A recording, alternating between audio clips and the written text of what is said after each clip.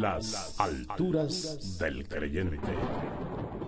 Obteniendo nuevas alas como las águilas, para remontarnos a las alturas espirituales que nuestro Dios desea para nosotros.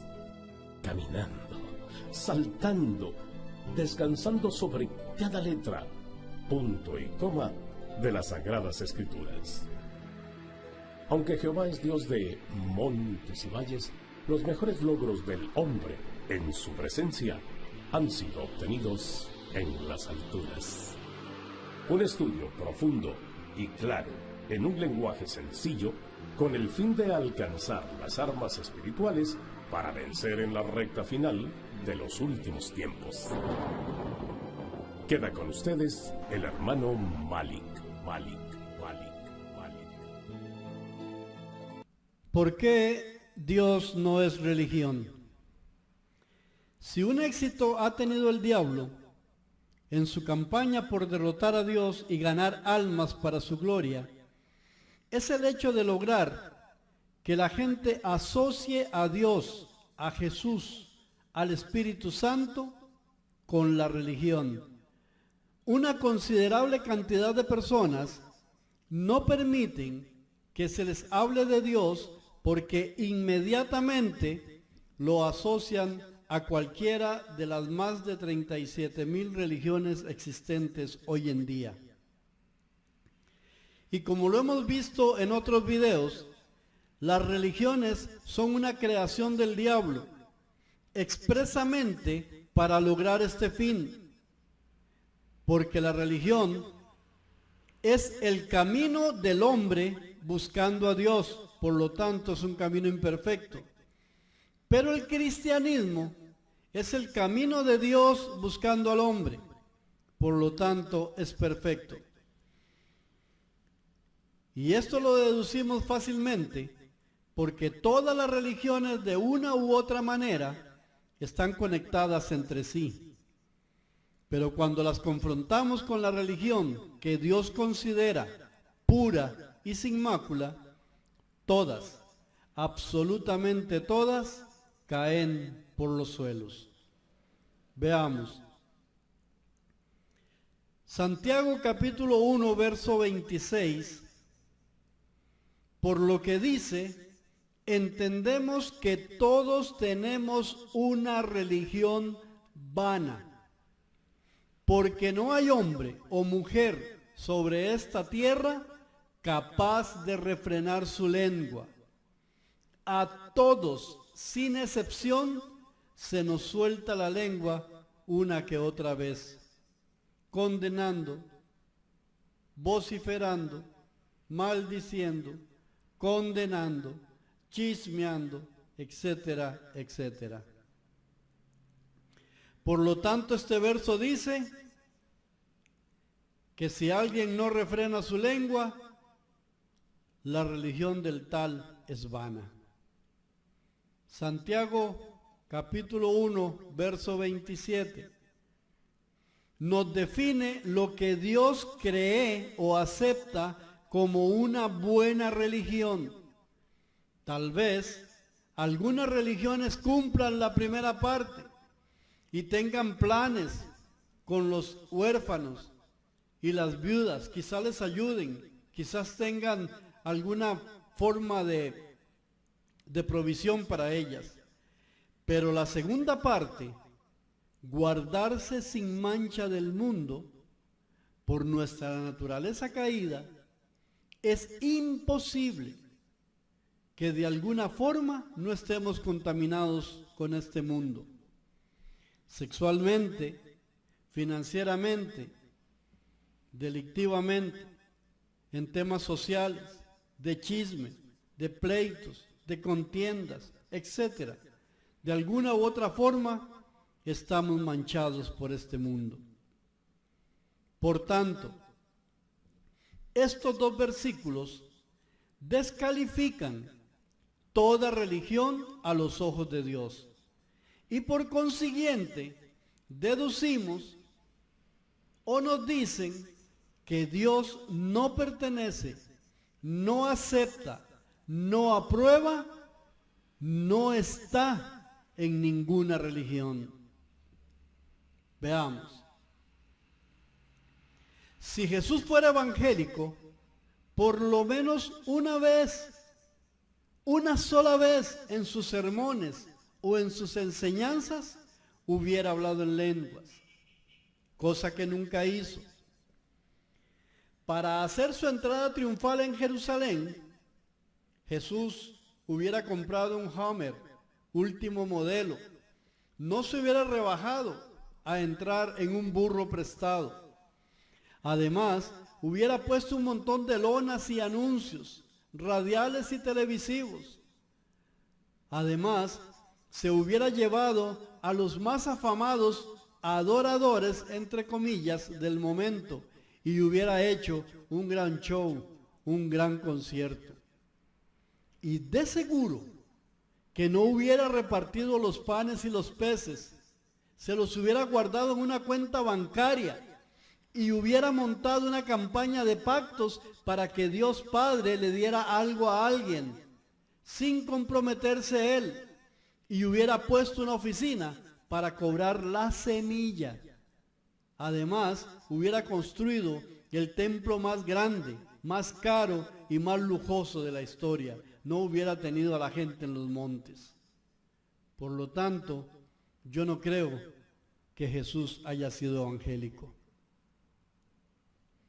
Si Jesús hubiera sido adventista, primero, no hubiera trabajado los sábados.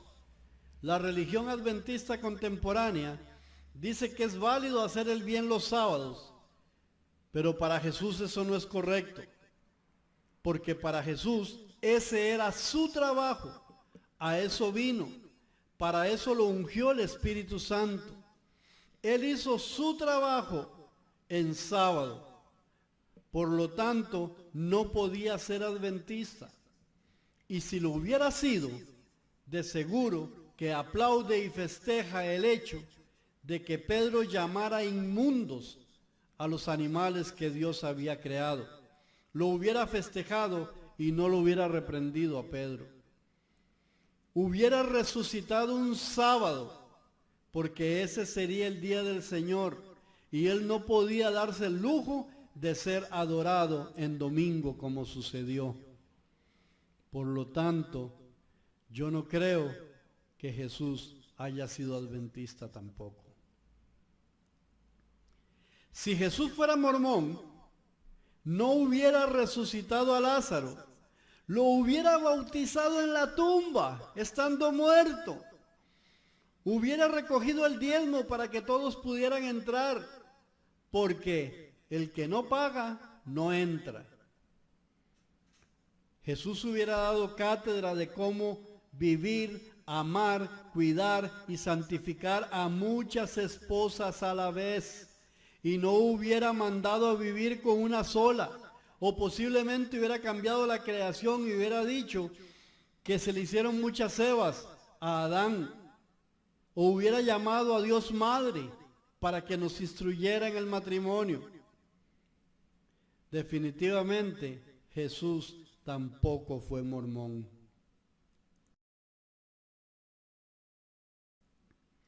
Y si Jesús fuera judío mesiánico, primero, antes de dar el sermón del monte o antes de enseñar sobre la Santa Cena, hubiera dado largas sesiones de idioma hebreo. No hubiera permitido que le dijeran Jesús, sino que le llamaran Yeshua. No hubiera prohibido las vanas repeticiones de palabras y actos. Y estoy seguro que en vez de repartir panes y peces, Jesús hubiera repartido brújulas para que no se nos perdiera la ubicación de hacia dónde debemos orar.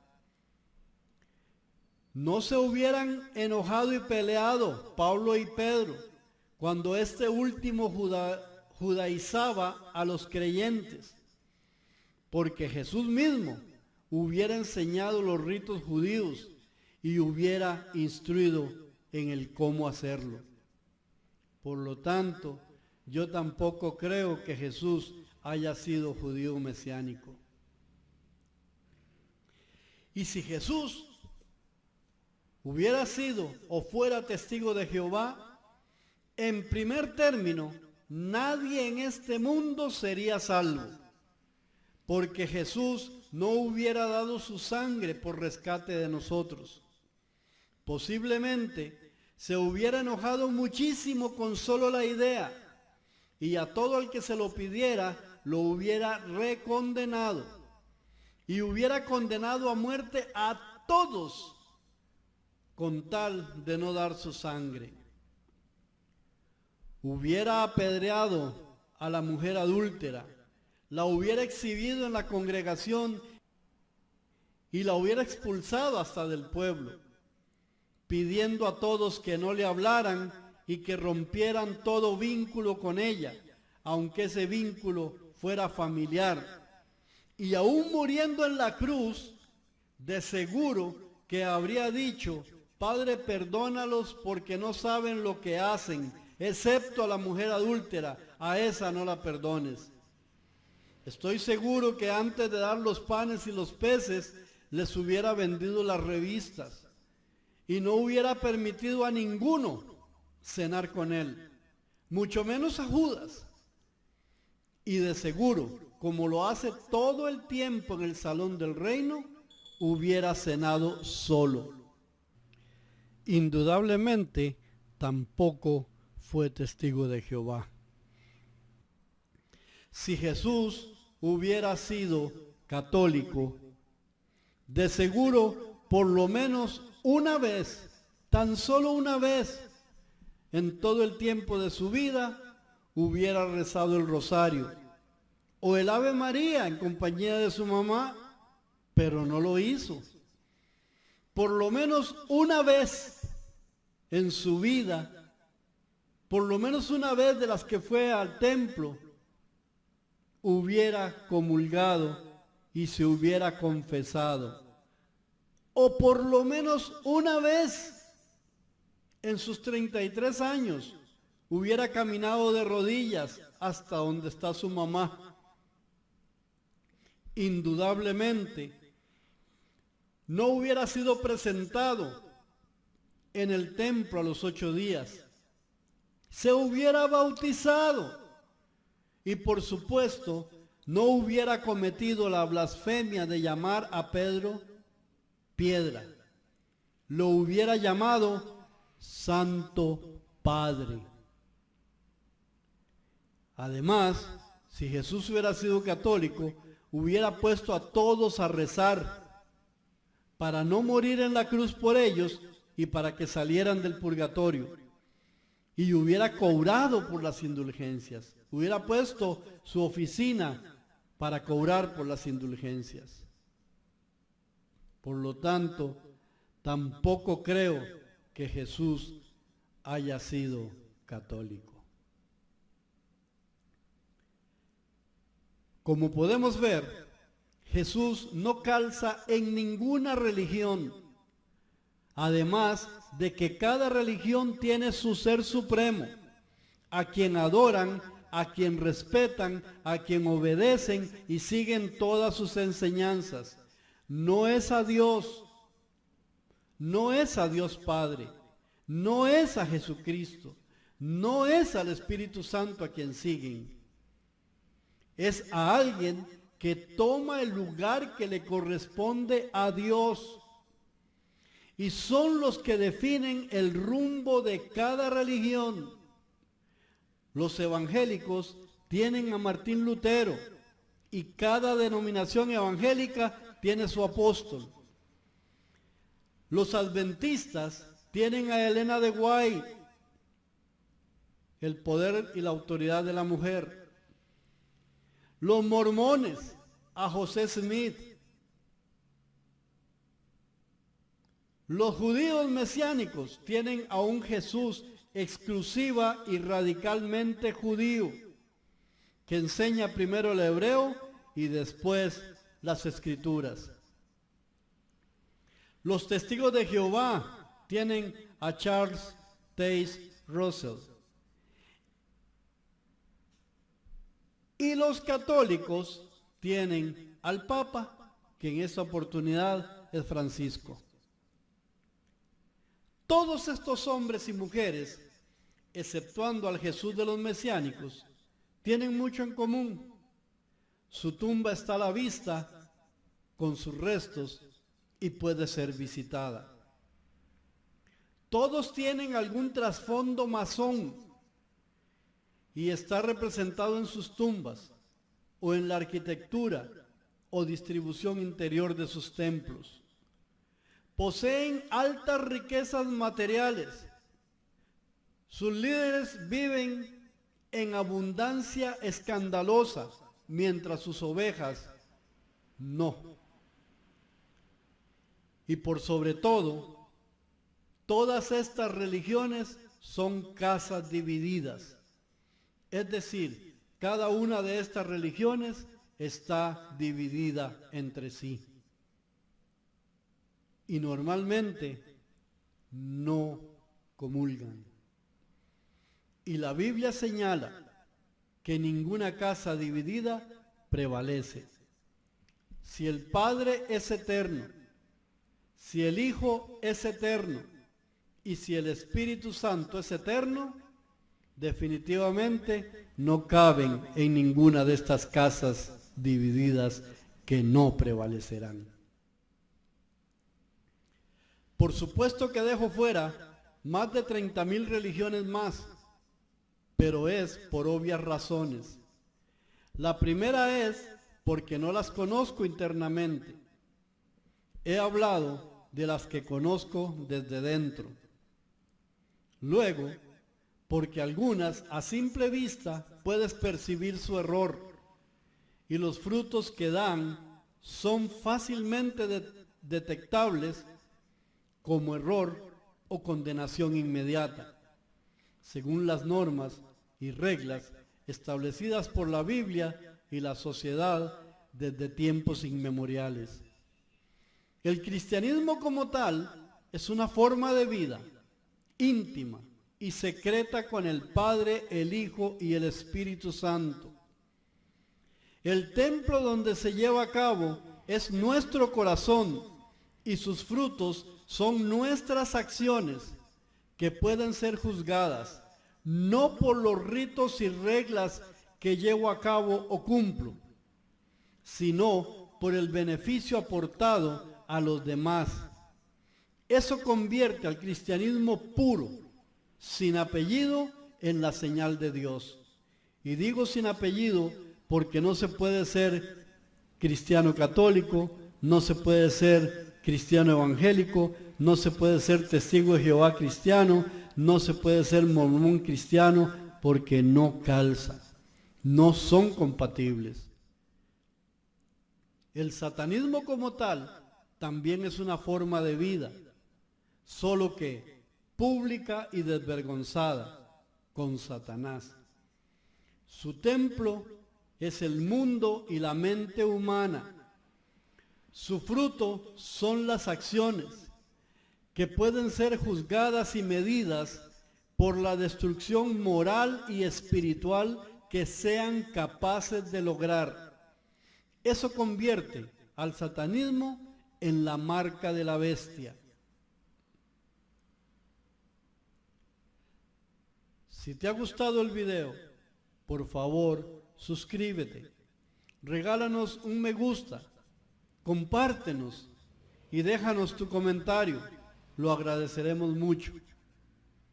Gracias por ver nuestro trabajo y los esperamos en un próximo video.